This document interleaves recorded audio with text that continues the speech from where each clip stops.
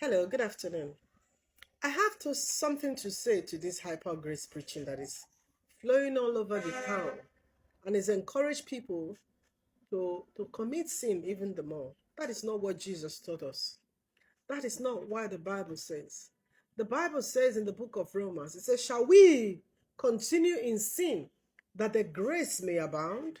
And then the Father said, God forbid, which means it is not a good thing to continue to sin.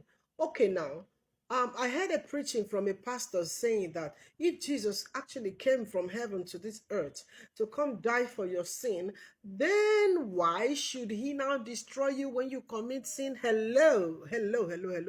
Okay, let's face this straight.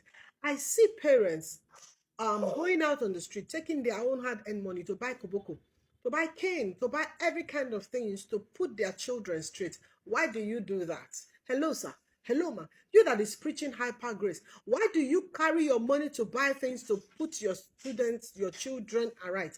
Why do you punish your kids when they steal? Why do you tell your children to get out of your house? I know a father who said he has disowned the son because the son keep repeatedly committing the crime that he used to commit. Hello. If you, an ordinary father, can do that, the only thing that I know God will do for you according to the Bible is that he will give you grace to overcome sin.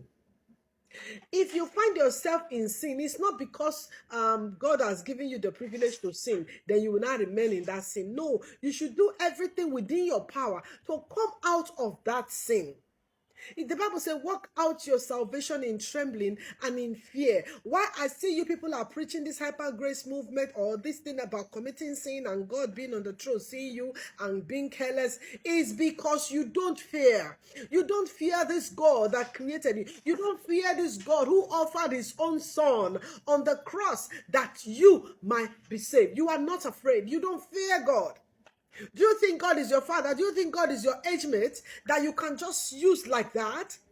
Then you tell me he's coming to the earth is for you to have the liberty to sin when no sin was found in him, when he took upon the sins of the world that ye might save you. How come you are not saying that you'll be comfortable in committing sin? Can you wear the garment of another man? There are so many men and women in Kirikiri today that are sentenced to life imprisonment, that are sentenced to death because of their crime. Can you go and take their place and say, okay, because of I am a good preacher or I'm a nice person, let me take your place in the hanging? No, you will not. So you will not also encourage people to begin to commit sin. But I'm here to indulge you that if you sin, ask God for mercy. He will show you mercy, not making it a habit. Hello.